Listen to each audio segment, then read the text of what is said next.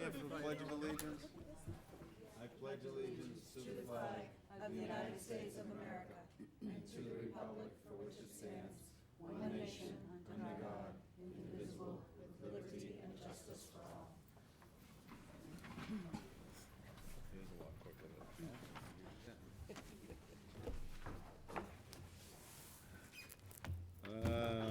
Presentation update regarding teaming in 9th grade. So Mr. Caleri will come on up and start the discussion about the teaming potential in 9th grade and some of their thoughts moving forward for next year. Sure. Thank you, Ms. Grulick. I appreciate it. Thank you, school committee, for having me this evening. I appreciate it. Thank you to Steve Bishop, Sharon Buckley, and Dan Riley for being here as well in support of this. As you might recall, last year we had some conversations about teaming. And this year, as part of that process, when we went into this conversation last year, we talked about our goal was to implement teaming in our 9th grade, ultimately to get 4-member teams, to have math, science, social studies, and English language arts present on 4-member teams so we could have supports for our 9th graders in place. Unfortunately, with the timing that we engaged in these conversations last year, we were also in the midst of doing a lot of scheduling and tweaking of changing of the scheduling, so we weren't able to kind of get the science piece to be part of this team process. And so this year, we went with a 3-member team structure. So we had English language arts, math, and social studies. We also had our STEM team as well, which is a 5-member team. And each of those teams are functioning to support our 9th grade. Since we had had a number of these conversations over the past year, meaning last year, and several years prior to that, in my absence when we were talking about the STEM team and so on, we were looking at ways to enhance our teaming structure in our 9th grade, and that brings us forward to the update that I provided, the packet that I provided with all, prior to this meeting. And ultimately our goal was to enhance the experience for our 9th grade students. As we've talked about in great length, 9th grade is a critical year for our students. We're looking to kind of put in any supports that we can have in place to help these students be successful in 9th grade, ultimately making the learning experience a little bit more personalized, giving teachers the opportunity to discuss and work with one another to support students and build intervention structures around those. So as part of that conversation, we were thinking about how to best build upon the successes that we've had. So we've had a great deal of success with STEM, and part of that structure is linked to a theme and some project-based learning, some interdisciplinary conversation, supporting of students. And so that's where we come up with this idea of building upon those successes and having 5-member teams going into the 9th grade for the next year. Part of the reasoning for talking about this now is ultimately we're heading into our scheduling process. Last year when we talked about teaming, it was a little bit late in the game. There was a lot of conversation about science and what was going to happen with science in the future. We were waiting on the state's decision about what they were going to do with the future of MCAS tested areas in science. And so what is going to happen, because they finalized that decision, is they're going to continue to have testing in each of the 4 areas, but for 2019, that will officially change into have biology and introductory physics, and the chemistry test and the engineering test will be removed. So as a result, we wanted to give our science department an opportunity to talk a little bit about choices, and so that brings us into the themes that we have here. So we have, our goal ultimately is to create 3 teams at the 9th grade, 5-member teams, to represent each of the core disciplines and then 1 support discipline area, such as, or the theme discipline area. So for STEM, that has been the electricity robotics course that has been part of that. For the arts, what we're proposing as an arts team, that would be an art foundations course. And also for our business IT theme team, that would be our entrepreneurship course. In looking at some of the course selection information that we've had over the past several years for our 9th grade students, we tend to find that a number of our 9th grade students are choosing these areas already. So we're trying to build upon the strengths that we have in our teams and our current structure of our school. Make things a little bit more predictable for us, a little in terms of our scheduling process, and make things a little bit more successful for our students moving forward. So to that end, I know you had the handout that I had provided to you, and I'm sure you have questions, but I wanted to give you a little bit of context to tell you where we are now, where we intend to go. Our next steps in this process, we have a lot of communication pieces to do and some logistics to work out. But ultimately, we have an 8th grade parent night that's coming up on Thursday of this week. That's our opportunity to share this information with the parents of the 8th graders coming in. We also have our 8th grade students who are coming to visit us the week after. And that's our chance to speak to our 8th grade students about this opportunity. And then we want to put this information in the hands, because Sharon has been integral in crossing over between the two buildings, between Whitcomb and the high school. So we want to make sure that we put this information in the hands of the middle school as well, so that questions and so on can be answered. With that being said, I wanted to open it up to questions that the committee may have. Questions from the committee? Any questions from the committee, Mrs. Hennessy? Thank you.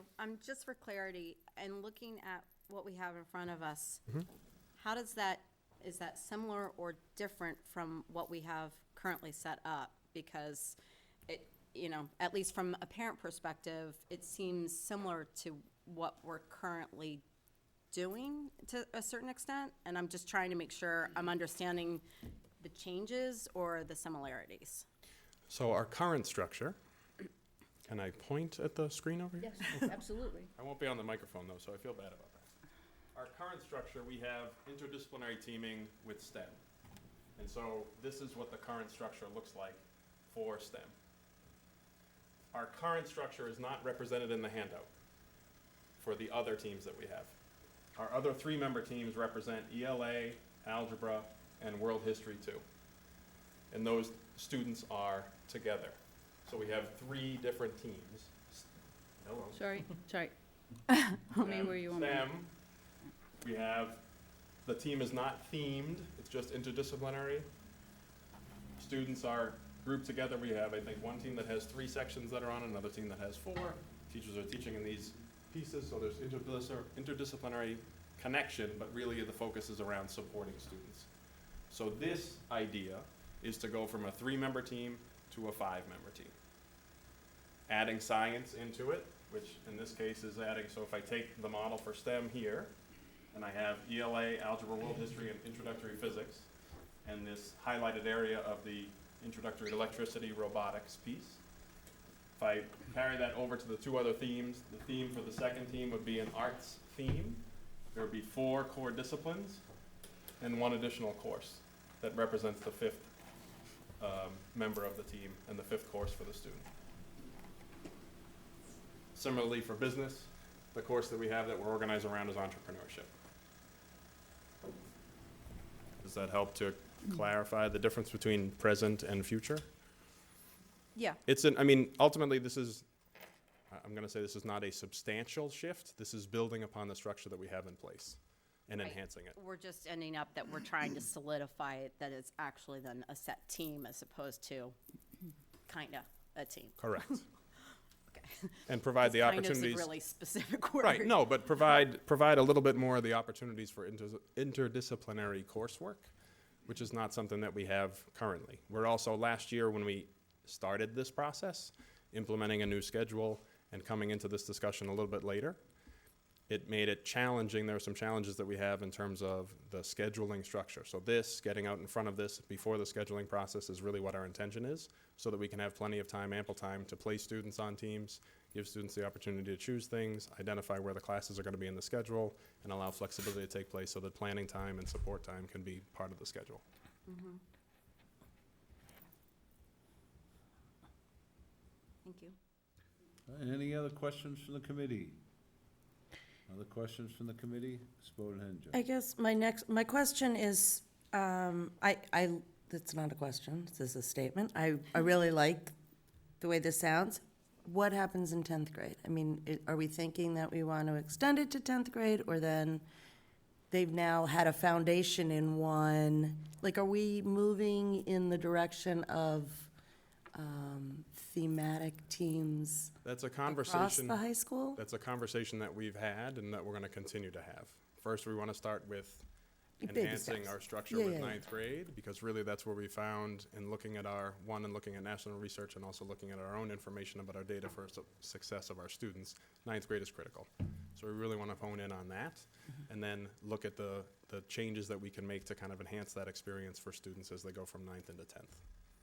So the goal is to kind of provide students with a well-rounded experience in ninth grade and then give them the opportunities for a little bit more flexibility as we move forward. But we still have to have discussions about what 10th grade is going to look like, what 11th is going to look like, what 12th is going to look like. But first, we have to start here. Okay, thanks. Ms. Hennessy. Sorry, building off of that, though, I mean, since we're starting up with like their early college programs or opportunities, there are a couple different paths that the kids can make some choices. Is this helping to then kind of aim them or funnel them, if you will, into certain directions to allow them to expand upon that? Because I know, if I remember correctly, and I'm not gonna say it, but I'm looking around the corner of you, Sharon, towards Dan. But, I mean, it was like there was some IT specialty kind of things, and, you know, there was some conversation about potentially building more business-oriented structure, something in humanities. So I'm just curious as how that's gonna potentially dovetail with where we've been building from, you know, say, senior and junior year down to meet them in the middle. Great question. I'll ask Dan to come up to kind of provide a little bit more color, but ultimately, some of the choices that we have in here are to provide some of those opportunities. So when we talk about these themes, a lot of them are linked to pathways. But I'll let Dan talk a little bit more. Thank you. Good evening. So for me, these conversations started about 5 years ago, and really in response to the achievement issues that we've been having at the secondary level.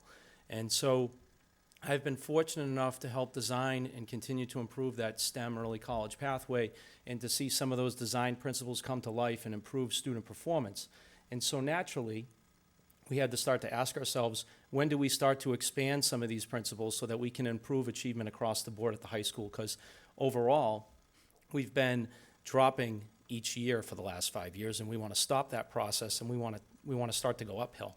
And so to your question, Ms. Hennessy, with the early college piece, that is another key design principle that we have to look at in capturing the passion and the self-efficacy of our students. So yes, while we currently offer early college pathways related to the STEM early college pipeline, we should absolutely be looking at expanding those opportunities so that we can capture those interests across the board, because not every student is bound to be a STEM graduate, whether at the high school or post-secondary level. But from what I've seen and what we've all seen in the labor market, when you combine the themes of STEM with creativity and entrepreneurship, it's unbeatable. We want students to have choice along the way, and so this isn't meant to be a pipeline that you go into freshman year and then you're locked into it through senior year. It's meant to provide a variety of options for students, and my hope is that we will see students who will give the entrepreneurship thematic learning a chance freshman year. Maybe they'll find that that's not their forte, and maybe they'll switch over and they'll try the visual arts and humanities, the creativity side of things, and they'll become well-rounded by doing so.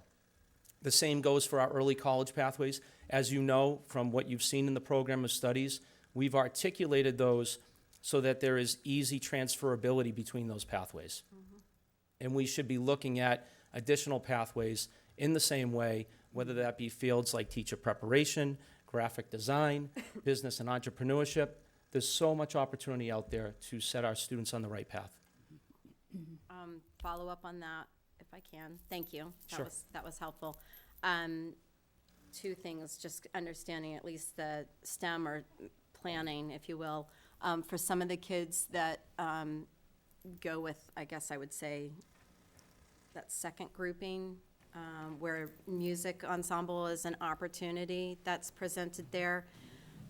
Would that still hold true then in 10th grade? They would have the opportunity for CAD, which is in the first section, because if I remember correctly, that's how it's running currently, is that if you because we need to meet the wellness curriculum needs, that CAD is then in their sophomore year, and that would, I'm guessing, follow. Yeah, it's a replication of how we designed the STEM or redesigned the STEM program 3 years ago. When we went into that year and we wanted to make sure that the elective offerings carried over from one year to the next, the other two thematic pathways are built the same way. Okay, all right. And I guess another question is, considering that this new schedule this past year took away the homeroom, which I know, we've had some different conversations about the opportunities of having that removed, but then having the touch base where the teacher wasn't necessarily seen. There wasn't one person seeing that kid on a regular basis.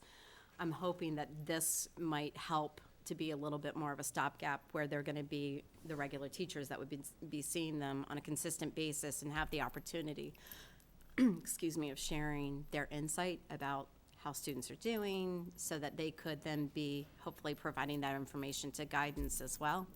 Yeah, I would say that just from my experience working with the team over the last 3 years, our conversation has shifted to be more outcome-driven. So we've stopped looking at things sort of like from the ground up and trying to build things as we go along, like the old saying, building and flying it at the same time, and started to look at more outcome-driven things that we want to accomplish for students, like to your point about personalization. And so we have to look at our structure, which includes the schedule, the homeroom feature, or not, and we have to ask ourselves if we're accomplishing deep personalization for all students across the board. As students progress in the trajectory, especially nowadays, we see more of a need for social emotional support. Right. So those outcomes are even more important now than they've ever been. So we have to make sure that all these different elements working together, the schedule, the thematic learning, the small learning communities, that they are supporting those types of outcomes like personalization and high-level curriculum framework and so on and so forth. Thank you. I mean, that, to Sure. me, that's massively important, I think, to all of us. We've had a number of different discussions, whether it be the SCL, where we're trying to put the PD in, that, everyone's getting that learning. We're talking about opioid crisis, which are hitting all of our students. Absolutely. Not just Marlborough, but all over. And to me, yes, I want to have thematic things, but I want to make sure that we are thinking of the whole child. We have our world language represented, we have the music opportunity, we have the arts foundation, so that we're really making sure that we're doing all we can to hit home.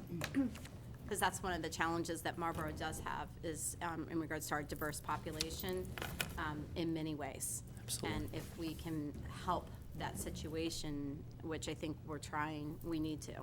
Absolutely. Yeah. Thank you. Superintendent. Thank you. I just wanted to point out that we didn't add a new course. The ECSIT, E-C-S-I-T, is something we've been talking about a lot here. It's Computer science. exploring computer science / information technology. So I just wasn't sure. When I looked at it first, I'm like, what is this? And then I realized what it was. So if I was a bit confused, maybe you were too. Secondly, I'm wondering, Principal Cleary, if you could have someone on your team address, or yourself, the notion that this is heterogeneously grouped as opposed to, what we currently have in most of the grades, and the rationale behind that. I know, Mr. Bishop, we've talked about this for years, D-tracking for excellence and equity, but maybe the thought behind the heterogeneous grouping. Whoever you want, Mr. Cleary. You good? Okay. No, that's fine. Building off of the successes that we've had with STEM, ultimately, we've had heterogeneous grouping as part of that structure for the past several years, 5 years, 8 years, when it first started. And so building off of that, the intention is to do the same. The other piece is, from a flexibility standpoint, it also provides us a little bit more modeling and raising the bar for more kids in the classes, and an opportunity to kind of really help some other kids kind of join in the process. Keeps our class sizes a little bit more reduced in our 9th grade, allows us to personalize learning a little bit more. That's really what the intention is. Thank you. Sure. And just for clarity, if I can, around that though, the opportunity would still be there for choice of whether it be a CP, an honors, and eventually, if this were to extend potentially then from AP, though, that you can have those choices, right, for level of challenge? After ninth grade. I'm just Yep. trying to, Yep. I'm looking at trajectory, Yep. right? Okay, go ahead. So to that question, are you saying that the 9th grade offerings are no longer weighted? We're not saying that. I think what we are saying is we're discussing kind of the concept of making this an honors weight, much like we've done in STEM. To provide kind of the expectation of putting rigor Raising the first bar. and raising the bar for our students, and then weighting these courses as a 9th grade as an honors course. and then having those, conversations as I we like move hearing that. forward. But ultimately, the goal is to kind of raise the bar for our kids as they jump in. Great. Any other questions? Thank you very much. Thank you. Thank you. Superintendent's report. Thank you, Mr. Mayor. I wanted to update you on what the administrators were doing on January 16th. It was a refresher for some, and we have several new administrators, so we wanted to make sure that everyone was on the same page on some of these important topics. So Matt McAvoy, who is our attorney who specializes in student and special education matters, presented both a morning and an afternoon session legal workshop for administrators on topics such as student attendance, student discipline, maintenance of records, recent court cases, and so on.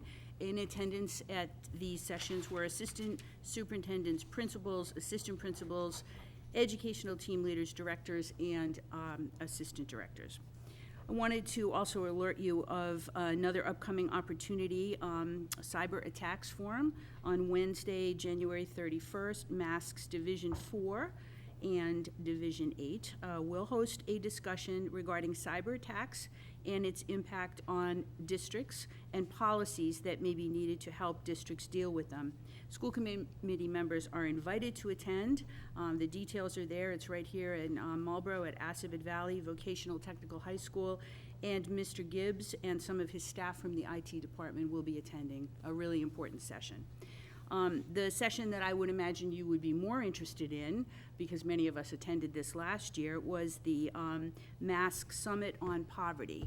And the registration is now open. You can sign up through Patty Sibilio. This will be held at Clark in Worcester, March 9th from 9 till 2:30. Last year, several of us, including school committee member Michelle Bowden-Hedinger, attended.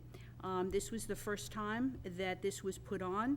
It was excellent, and I expect nothing less this year. They are planning on providing some real-world examples of how districts can help students break free from this cycle of poverty. So if you would like to attend, please let Patty know. I'm sure we'll have a team from the district as well. Located in your packet is the Superintendent Annual Performance Goals Mid-Cycle Progress on Goals Review. It looks like a fairly hefty document, but it really isn't. It's a document that builds, if you recall, on or about, let me find the date, August sometime, I think, or maybe September. Yep, September 26th. You approved these goals. The typical template for writing the goals, and there are three. It's a professional practice, a student learning goal, and a district improvement goal, is the goal followed by action steps, followed by benchmarks, which really delineate the times during which these goals would be expected to be complete.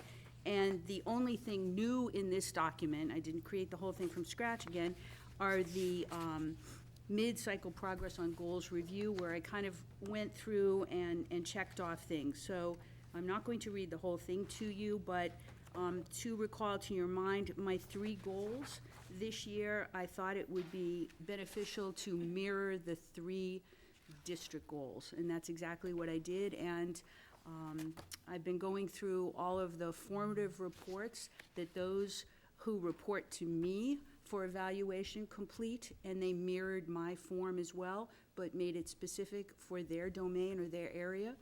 And I have completed all of those, and those include the assistant superintendents, the principals, the director of student services, instructional technology director. The HR director and the communication director are not on, communication coordinator, are not on this specific cycle. They're not part of the Massachusetts model system of evaluation, but I will be holding meetings with them as well. So just to reiterate, the formatives have gone to the people whom I evaluate via TeachPoint, and the most important part for me are those conversations that we have, the one-on-one conversations. I've had a few of them today. I met with Tom Platty and Principal of JARG, Ron Sanborn. I have 3 tomorrow. They must be completed by February 2nd, and you know that the district is intentionally targeting completion and timelines this year because we want to make sure that everything is buttoned down. So I'm happy to address, if you'd like, any of these. I know you can read them as well. I don't want to tick off all of these specific points. And I will leave you with one further reminder, the MPS fleece order, which Jody O'Brien is modeling this evening. If you care to purchase one, please let Patty know. She's sending in the order tomorrow, and I'm happy to answer any questions that you have. Questions for the superintendent? Seeing none. Assistant Superintendent of Finance. Thank you, Mr. Mayor. Tonight, I just want to go over a couple of quick items. The first is the proposed budget schedule, which I'm just, again, putting in front of the committee to determine what they would like to do over the course of the budget season. The one I've prepared has February 13th being the delivery of the budget, which traditionally is when I'm just giving it to you for your first read. Traditionally, over my time here, we've had a budget meeting about 2 weeks later after you've had time to review it, go over, get your list of questions ready, and then prepare a budget meeting or workshop for the entire committee to present the information at and take questions. March 13th, I have it scheduled to take a vote on the superintendent's budget. And then at the meeting on the 27th, have the public hearing in the beginning of the school committee, and then vote in the regular budget. Vote the budget in the regular session. And then meeting the timelines for the city, be able to send it to the mayor, and then appropriately to the city council around the 1st or 2nd of April, so that they have the appropriate amount of time to review our budget request for the city's purposes. So it's more for a discussion for you to determine whether or not this meets your needs or does not, or if you'd like me to alter any of the schedule moving forward. So I can move back to that if you want. I'll finish the rest of my report. The second is we're reviewing all the budget proposals. We're meeting with principals, looking at, first a level service budget, adjusting for class sizes, and then looking at additional requests. Our next steps to finalize the budget is really just meeting as an administrative team just to determine what we're preparing and what we're putting forward to the school committee. I would say that in our sessions talking about it, we're looking at a 3-year strategic plan, trying to get to the opening of the new building. That's the key. So when we look at our budget proposals for the next 2 fiscal years, we're looking at being very conservative in the best way possible, understanding that FY21 is going to be a request year. We're going to be requesting above and beyond level service to open the new building. Additionally, as you know, as I brought forward probably about a month and a half ago, our bus contract will be up that same year. So FY21 is shaping up to be a rather expensive year for the budget. So we're looking at FY19 and FY20 as trying to be as conservative as possible to get to that point. So that's just dripping it out little by little, but to expect a budget that's a little bit more conservative. The good news from the food service accounts, the balances are less than they were last year. So we've made some progress there. That's a good thing. We, again, are trying to move forward, trying to reach out to parents as best we can. Thank you to Raina, your team. They do a great job, and we appreciate it, reaching out to parents, trying to have them come in and either give us an explanation or understand why it is they're not paying their balance, so that way we can help them. That's really, at the end of the day, all we're trying to do is just figure out how we can help. So right now, this is not a cause for concern for me. I just want to keep watching this every 2 weeks or so to see if it doesn't balloon at any time. I did present some transfers for tonight's meeting, and when it comes up, I can go over those. But I'm not sure, Mr. Mayor, if they want to talk about the budget schedule or not. Questions for the Assistant Superintendent? Ms. Hennessy. Thank you.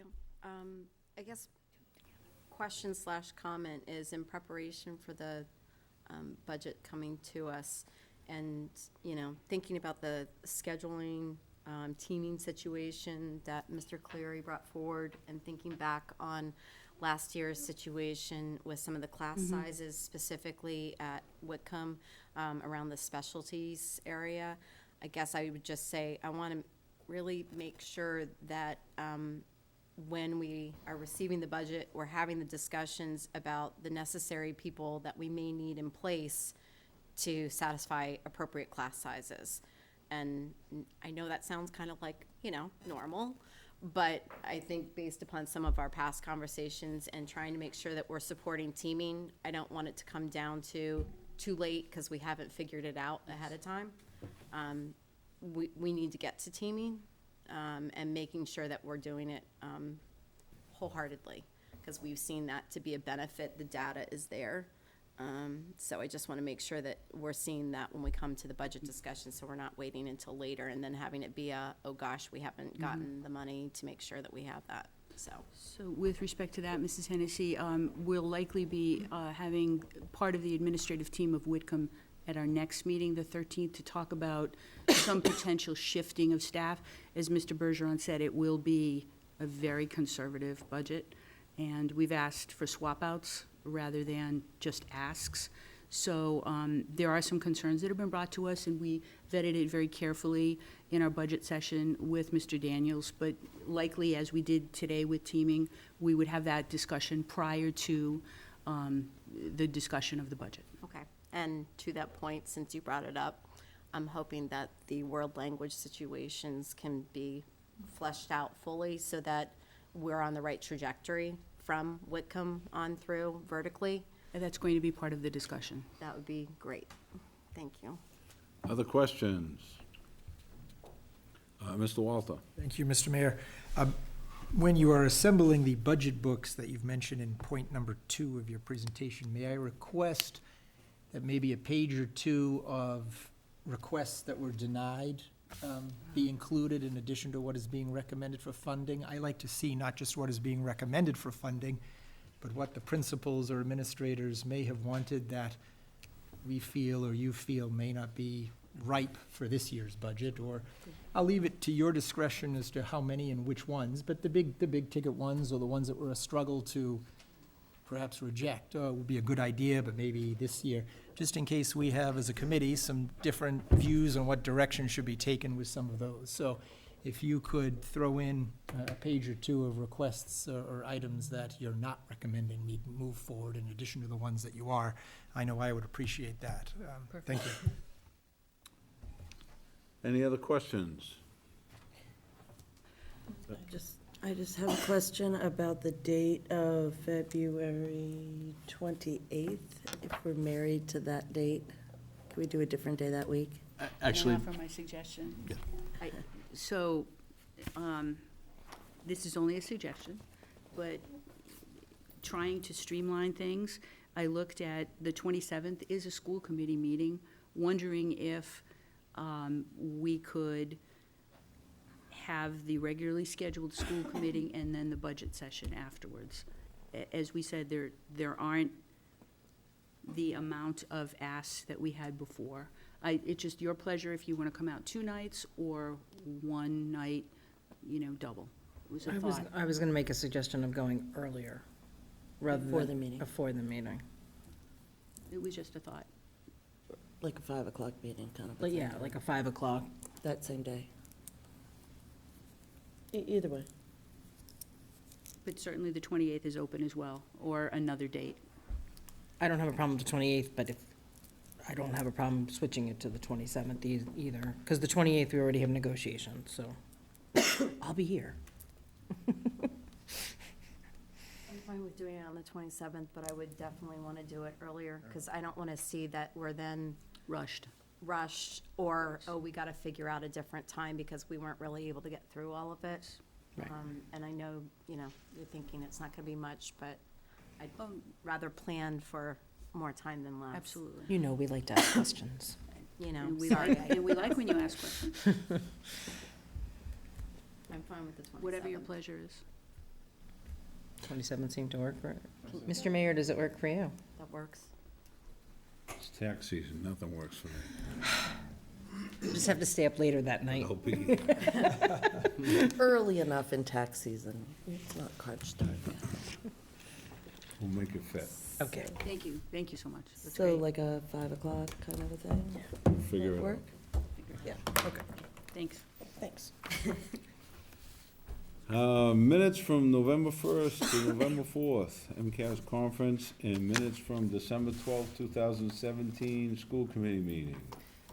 Motion to approve. I did receive some edits from the vice chair on the December, what am I saying? December 12th minutes, which I will make. Typos, Which you will what? I will make. Okay. Motion made to approve as amended. Any discussion? Seeing none, all those in favor? Opposed? Carries. Public participation. Any public participation? Public participation. Seeing none. MHS music trip approval. Tonight we have Jonathan Rosenthal, the supervisor of music, to discuss this agenda item. Hello, all. Hello. Nice to be here. So you have in your packet some background information and the status of where we are now and the recommendation. I guess I would just say globally, it's one of the most valuable assessments the music department has. Traveling, getting out of the state, seeing other groups, being adjudicated by nationally renowned collegiate professors, and getting awesome feedback and growing. So that's the recommendation. I'm happy to answer any questions. Any questions? Any questions? Any motions? Motion to approve. Motion made, seconded to approve. Further discussion? Seeing none, all those in favor? Opposed? Carries. Thank you. Good luck. We'll bring home the gold. Thank you. You always do. Transfers for FY18 operating budget. Thank you, Mr. Mayor. I have 3 transfers tonight. The first is transferring money from salary reserve to cover some additional expenses for individual nurses in the schools. Although we've drawn over the line this year, we don't anticipate this is going to be a problem going into FY19. I've already spoken with Jody O'Brien, the Director of Student Services, as far as targeting this as something we're looking at for next year. And I don't see that being an ongoing issue. So it's more of a 1 year just to cover some additional expenses we weren't anticipating. The second line was just to cover some ongoing support, getting our website up and running through the beginning of this year. We did draw over that line while we were relying on a consultant to assist us getting certain parts of our website up and running. That has pretty much fallen off now. We don't see as many of those expenses going forward. So this, again, is just to cover the unanticipated expense. But again, we don't see this issue moving into FY19. As we move forward, the website is up and running, and they're doing a great job with it. The last line is district-wide. We bought additional literacy texts and workbooks and materials for the elementary this year. And we are paying for it by transferring funds from the history and science lines and a few of our EL lines across the district as well. It's more of just to keep our instructional material lines in the black, the way they should be. We knew we were going to draw it over, so we had a plan early in the year. I just waited until all the bills were paid before I brought the transfer in front of you. Those are the only 3 transfers I have for tonight. Motion to approve. Motion made, seconded to approve. Any discussion? Mrs. Hennessy. The only question I would say is, this the material that's the curriculum material that's consistent across all of the elementary schools, making sure that we're all on the same page? Yes, and if you notice, the richer schools because of the additional classrooms. That's what I, Yeah. okay, good, thank you. Any other questions? Seeing none, all those in favor? Opposed? Carries. Thank you. Acceptance of donations and gifts. Mass Early Childhood Education FY18 grant for the Early Childhood Center, $65,063. Motion to accept. Motion made and seconded to approve. Any discussion? Seeing none, all those in favor? Opposed? Carries. Superintendent successor discussion. Again.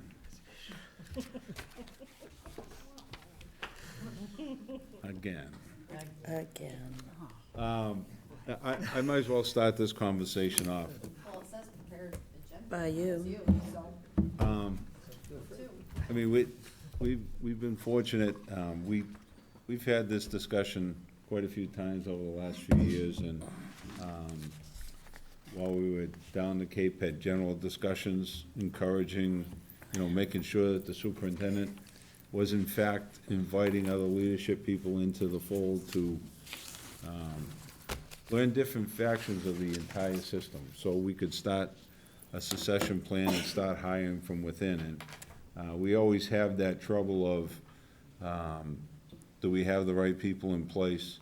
We've had it throughout the city, that we haven't had good succession, and I think it's been something we've really done a much better job on, both from the city side and then on the school side, to make sure when we're hiring new people to lead whatever department it is, that we're trying to do it from within, if at all possible. And we've been fortunate to be able to do that with the hiring of Mrs. Grulick, and I'll be very honest with you. I've had a great relationship with different people in the district, and I think we have an opportunity this time to hire from within, rather than go do the worldwide search and end up with someone from right here. I would like to, kind of cut the process short a little bit. We can all go through different scenarios. We can all go through different names. The good thing is we have options this time. It really is nice to have options right here at home. So I really wanted to throw that out. And again, I don't think I'd be surprised when I start talking about our finance director and assistant superintendent, and the positive things that I can say about him. But I want to open it up for discussion with everyone to get some feedback. I don't want to just kind of make everything just kind of, jam everything through. But I got to tell you that I think we're in a different place now than we were a few years ago on two different occasions since I've been here. So with that, I'll open it up for further discussion. Mr. Walter. Thank you, Mr. Mayor. In the relatively short time that I've been on this committee, but in preparing to step onto the committee back in 2013, I did some research and continue to do so as I've had the privilege of serving on this committee. And for my position, I think one of the biggest problems that this district has had has been essentially the revolving door that's been on the superintendent's office. And in particular, one of the biggest points of dismay in this position is seeing almost statewide, I'll be a little bit brutally honest, I think the superintendent's game is one of hired guns in this Commonwealth. People seem to stay for 2 or 3 years and then move on to quote-unquote greener pastures. And I think when you do not have the strategic continuity and the leadership continuity, it unquestionably has to impact a district and its ability to move forward and advance. And I think when you have a succession of outsiders coming in who want to put their imprimatur on the district and rearrange things soup to nuts, A to Z, only to leave for those proverbial greener pastures after 2 or 3 years, it serves no purpose. There's no strategic purpose in it that's being served, and no continuity, which I think is so important. And it's been one of the regrets.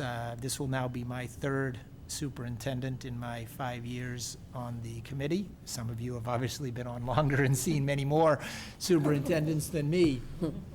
But I do feel as if we have an opportunity, as the mayor said, to cut the process short. And not cut the process short because we want to get it over with, or because we want to save money, or because we just don't want to bother to go through the whole process, but cut the process short because I think we have someone in-house as well, in the name and shape of Mr. Bergeron, who I think could potentially really serve this district well.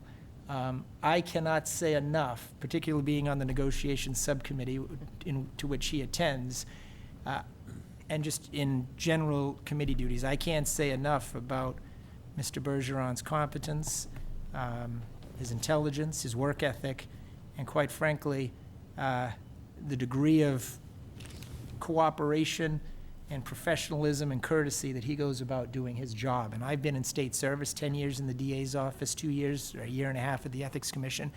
I'll tell you, there are not a lot of public servants who not only do the job as well as Mr. Bergeron, but do it with an attitude of, how can I help? What can I do? More than happy to help out. And he brings that to the job every day. So I think we should have, again, echoing the mayor's comments, I think we should have a serious discussion about hiring from within, because I do think our bench has strengthened and we are in a very good position compared to even 2013 when I stepped onto the committee. So those will be my sort of opening 2 cents. Ms. Tennessee? Thank you. I echo your thoughts. Actually, I've been through a few of those superintendent searches in many different, forms, whether it be traveling to some of the other school districts, looking for interim superintendents a few different times. And while I think I would say I learned a lot through that process, which I think was beneficial to go through, I don't necessarily think, and I think we can understand why, that every process was definitely so beneficial that we have a superintendent that was staying here for a long time. I think to your point, Mr. Walter, the way that businesses are going, which includes, schools, and I know some people shudder at the thought of it being considered a business. It is a different form of business from my perspective. Yes, we are educating children, there are people involved, but it's a structure that has to be in place. And superintendents are not staying in their positions, just aren't.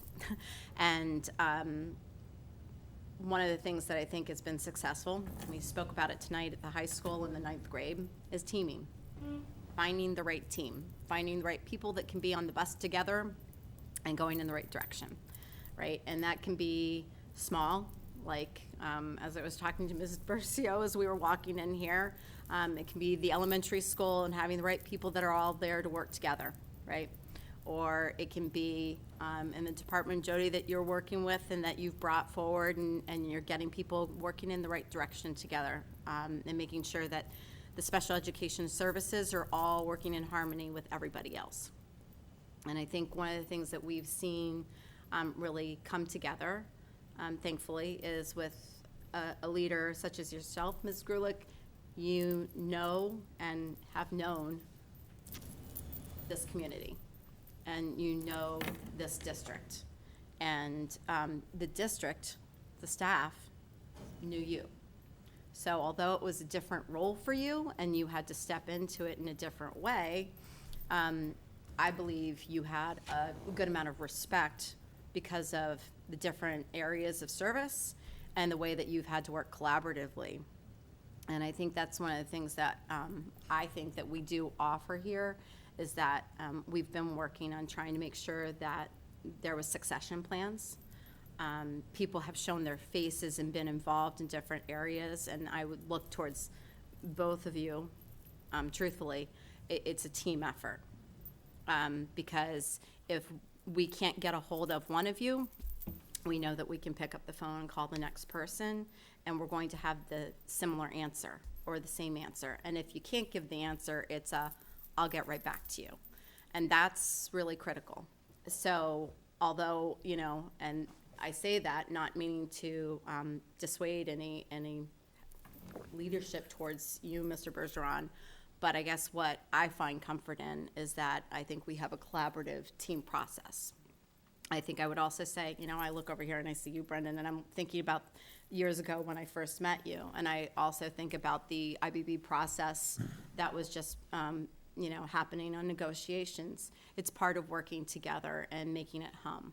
And where we may not necessarily always have the highest scores, and we may not be on the top of the heap in everything, actually, I love the gem that we have, because I think we have a lot of things that are really happening that are great things.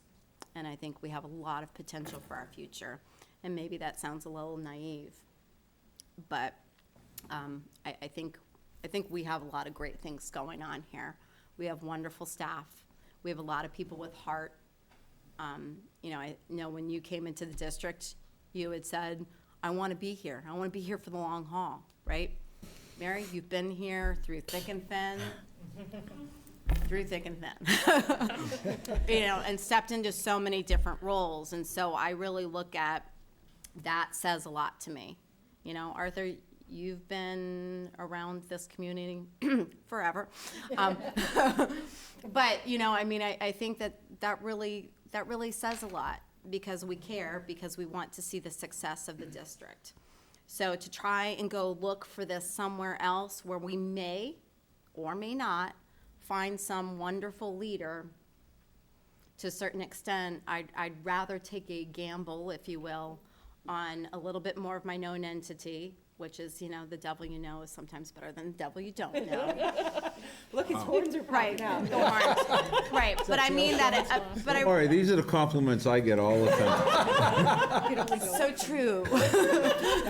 No, but I feel like it is a team, it's a harmony, it's something that needs to be worked through.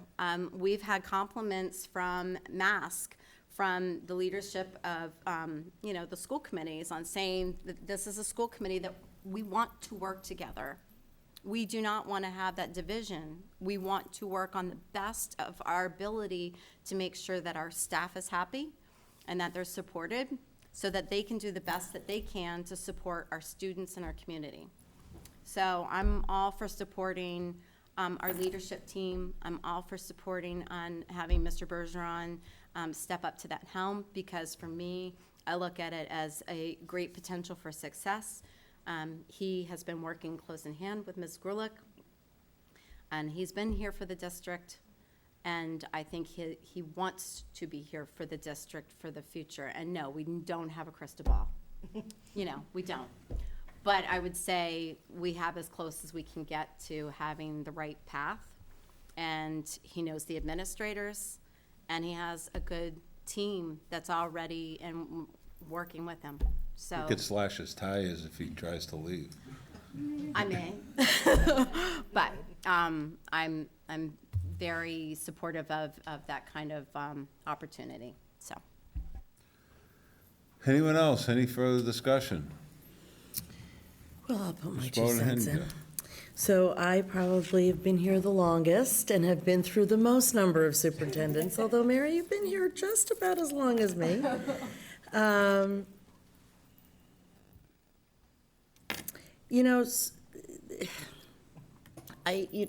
Everything that everybody said resonates with me. I think having endured, because I really feel like it's been a workout these years, going through the ups and downs that we have in our leadership. It has been, for me, for the last number of years, the hope that we could get ourselves oriented in a way that we could start raising people up from within. When Maureen took over and she was assigned the mentor that she was assigned, I was thrilled, because he was, the king of succession planning. And we had the opportunity to bring him in and do some workshops, not just supporting you, but also supporting us as well. And I think that we had the makings of a great team, but we weren't solidified into the well-oiled machine that I think we have developed. And Maureen, you did a really good job cultivating the team. I think, Mike, you bring a lot of incredible skills and gifts to the table. Mary, you couldn't do it without Mary. I mean, Mary's, Mary's, knowledge and, expertise in the curriculum realm is critical to making it work. And with Jody on board, with, I feel like we have an amazing team. I'm frustrated that you're leaving us because your leadership has really helped to develop the team. Do I have to But watch my tires? I would never slash anybody's tires, you know me. But I'll leave that to the bullies on the group, but.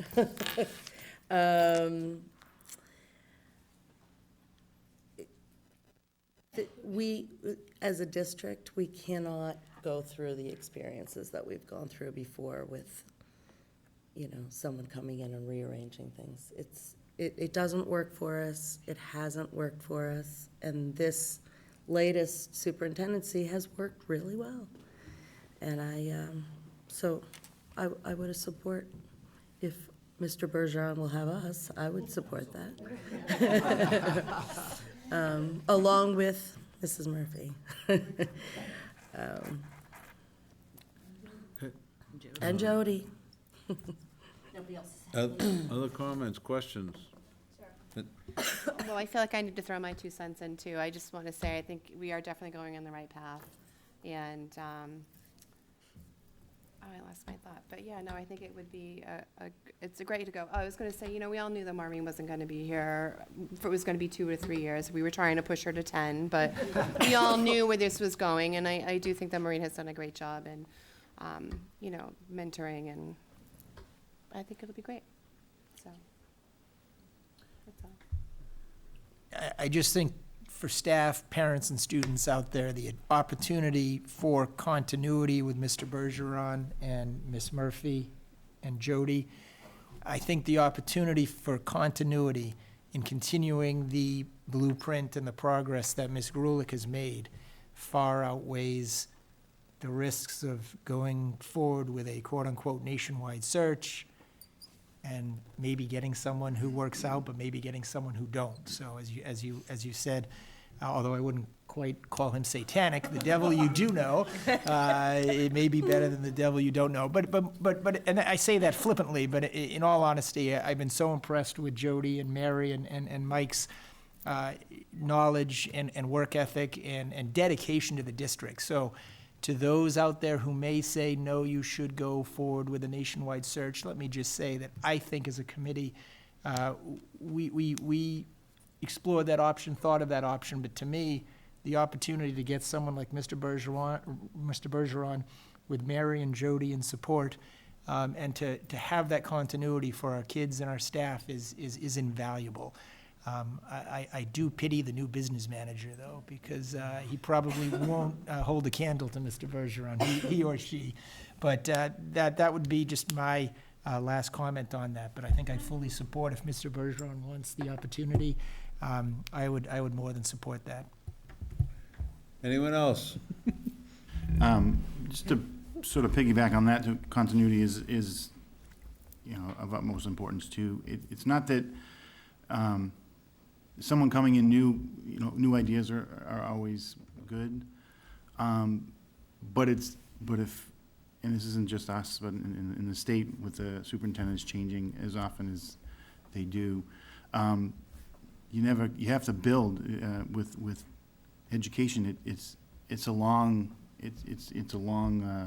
drive. It's not a I guess it's a aircraft carrier, not a PT boat. You have to make moves for the long term, and that's difficult to do when the leadership changes every few years and has brand new ideas.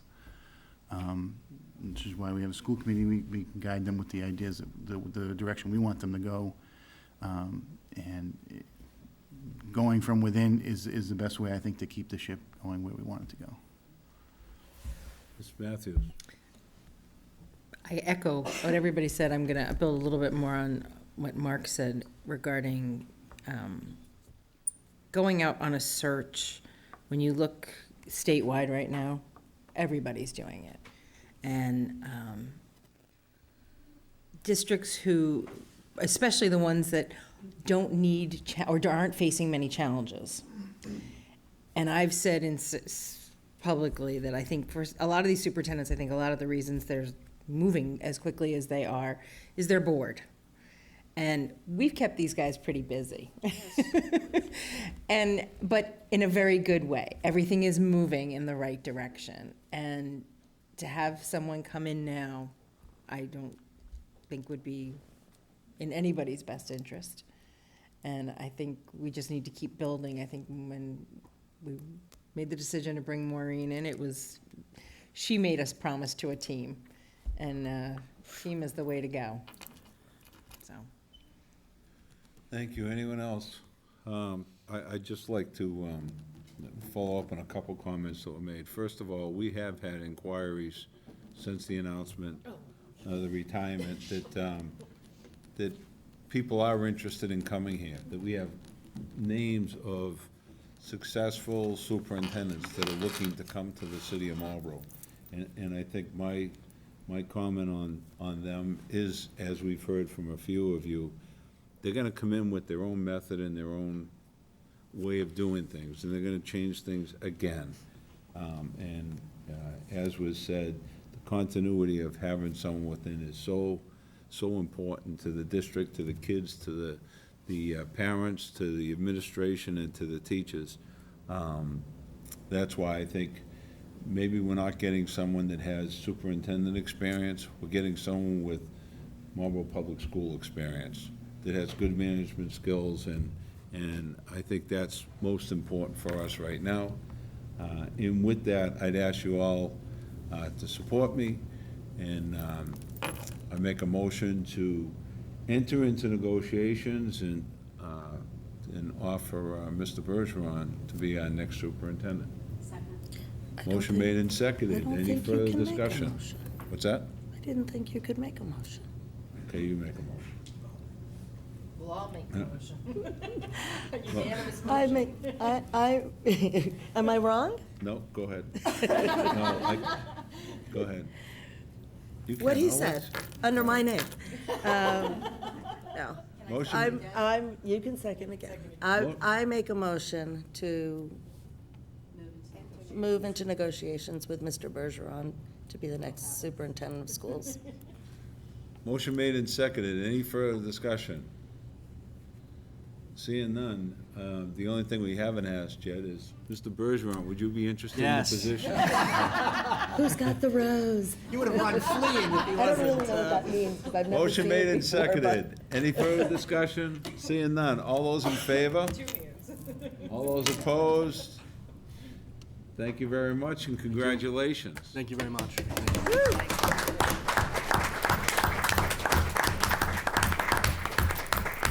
And I would ask, I think I did it kind of, the committee had asked me to enter in negotiations the last time. I would ask that, along with Mrs. Matthews, who heads up our negotiation team, if you would allow us to enter into negotiations and sit down and try to negotiate something, if that's, I don't know if someone else has some other ideas, or. Yep. That's okay? I might have Okay. put a clause in for tires, Yeah. but. One- I know where you can get titles. Yeah, you do. Oh, that's funny. You're gonna make a motion for that? To I add don't wanna make a Mrs. motion. Matthews, move to add Mrs. Matthews to the negotiation process. Thank you. Motion made and seconded for the chair and Mrs. Matthews to enter into negotiations. Any discussion? Seeing none, all those in favor? Opposed? Carries. We'll have that for you in the morning. Reports of school committee subcommittees. Mrs. Ryan, Hello. well, we're talking about good things. So yes, more good things. So the school building committee met originally on December 11th and voted to go with a model school design, which therefore resulted in us hiring a new architect. So our new model school architect is the Mount Vernon Group. Yesterday, the committee met with the new architect, and they presented us with a whole slideshow presentation. So just a few takeaways that I'll share with you guys, and there will be more information put on the Marlborough School website, probably by the end of the week. And for those who don't know, this is the new K-5 school that we're looking to build in the district. I think we all know, but those listening at home. So the biggest takeaway from yesterday is the new model school design only utilizes one field. It would keep the field, the softball field that's closest to Naven Rink. It does require some retaining walls, so they are looking at the pricing of that versus a parking lot with lights and so forth, but it is looking like the direction would be one field instead of two. So, yay. We'll have more information on that mid-February. The going with the model school design also provides us with a quicker turnaround. They would be looking to break ground in the spring, and therefore we would be ready to open for the 2020-21 school year, FY21. But like August of 2020. So that is like a year earlier than initially expected. We will have, the other reason for going with the model school design was for cost reasons. We don't have a full cost of the building yet, but we should have that mid-February. I'll also point out that the traffic study that was done like end of September did warrant a traffic light. So most likely there will be a traffic light that goes there. Good. And, I'm sorry, at Bolton and Poirier. Yeah. It would be like a timed light of some sort of, but more information coming on that. And then I'm also under the understanding that the city is looking into repaving Poirier Drive and potentially widening it and adding diagonal parking spaces. So, lots of good news to come, but more information to follow, and there will be more detailed information on the website later this week. Are there any questions now, or? Are there any major differences between the plan of the building that we had seen and the model school? Is there anything we lose? We do not lose any classroom space or anything like that. They are building it off the education plan that Mary had so well designed or written for us. They're using all the information that the previous architect had collected. It's a more simplified floor plan. I actually kind of like the floor plan Looks better. like a school. It looks like a school. The other one was more customized. But it was, customization also means more pricing. And I think the other architect was given an opportunity to give us, ways to make it cheaper, and they did it. So I think that's how we ended up in the model school design. And really, for me, it was getting it quicker because the plans are pretty much already done. There's some tweaking. So there's not as much labor or design involved in the model school. So that's why we're able to get it sooner. And as everybody knows, our elementary schools are busting at the seams, so we need it sooner rather than later. But I don't feel like we're sacrificing anything. No. And to you go in had that gone direction. to this model school, was this the one in Athol? So they have built this model school twice. They built it originally and they have built one. We went to the revised one. Okay. And it meets all those leads, chips, screens, school stuff. Green stuff. Yeah. It was a great school. It was a great layout. I look at it from a parent perspective. I look at it from my PTO perspective and how I would hold events and then, from a cost perspective, as a school committee member, I think it's a great option. Yes. On the plan or on the information that will be put up on the website, will there be an opportunity to see any of these designs? Will there be the floor plans, Mike? Yep, I'll have the floor plans that were submitted by MVG, as well as they've done flyovers of the existing school, so you can kind of get a better picture of it from, the 3D perspective to see what it actually looks like. And then the existing schools in Athol, Rose, So we will have plenty of information that'll go up there. Yeah. And, when we toured the school in Athol and we talked to the teachers and administrator there, they all raved about the building. you know, there's a few things that, you know, I work in 6 different elementary schools. I'd like to tweak a few things but, you know, for the most part, it was a great school. Thank you. And I'm going to also say, that's great to hear that we may be able to keep an athletic field. Yes. It's And looking all very this is promising. tentative. I mean, this I is. get it. Timeline and the field and everything. I'm not We're going to we're sit in really anytime trying to, soon. we're really trying to do it here.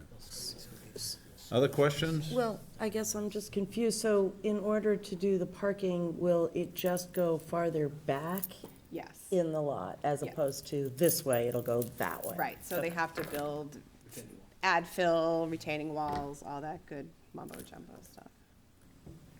Awesome. Any other questions? Any other subcommittee Thank you. reports? Any other subcommittee reports? Members forum? Members forum, Ms. Tennessee? Sorry, I just wanted to kind of make sure that you all were aware of this. MASC, Glenn Kuchar had been in touch with me when there was an opportunity of an opening for a school committee member to be on an MIAA committee. And I raised my hand quickly when the field hockey committee needed to have a school committee member. So I wanted to let you all know that I've been, you know, attending on behalf of, you know, MASC school committees, but also getting insight, I would say, for Marlborough as well, about different issues that were going on, and something that I thought was pretty interesting and I wanted to make you aware of. They have a new committee that is going to have a meeting coming up where I've asked to be a guest attending. It's called the Blue Ribbon Committee. It's about mixed gender situations, and a lot of that kind of came about where, if you all might remember, that this fall there was a young woman who participated in a golf tournament here in the state that was during the boys' season because her district did not have the ability of having a girls' team, and due to that fact, she was allowed to participate on the boys' team, and in fact had the best score. I was going to say the highest, but that wouldn't be correct. It'd be the lowest score of the golf tournament, but was unable to actually win, even though her score was the best, because of MIAA rules. So I won't get into that here, but that did prompt some discussions above and beyond outside of MIAA. And as many of you all are aware, I happen to have a male in my family who plays field hockey, which here in the States is not widely played by males, although it is internationally played by many men. And he did get the opportunity to play here in Marlborough, which I really do appreciate, and that's also, the MIAA does support that.